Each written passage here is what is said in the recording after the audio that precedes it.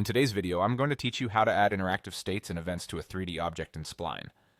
Start by opening your Spline project. Give it a second to load and make sure everything in your scene appears as expected. You'll want to have a 3D object ready to work with. This can be something you modeled earlier or a simple primitive. The process is the same no matter what you choose. Click the object in the canvas to select it. You'll know it's selected when its properties show up in the right-hand panel and you see the selection outline in the viewport. Selection matters because the next changes will be attached to this specific object. Look to the right panel for the States section and click the plus icon.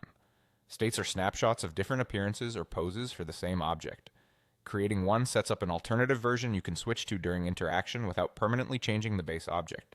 Now click the new state to make sure it's active and adjust your 3D object. Rotate it, change its size, or both. When a state is active, transforms you make are stored in that state, so keep the change noticeable. A quarter turn or a clear scale difference makes testing easier. Next, find the Events section and click the plus icon.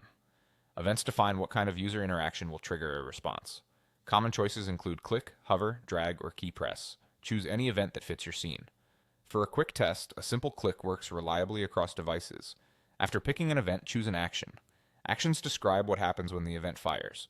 If your goal is to reveal the variation you just created, select an option that moves the object to that state or toggles between states. You can also choose actions like playing an animation or changing a property, but sticking with a state change keeps the setup straightforward. When you're ready to try it out, press the play button at the top to enter the preview. Interact with your scene using the event you chose. You should see the object rotate, scale, or otherwise respond exactly as configured.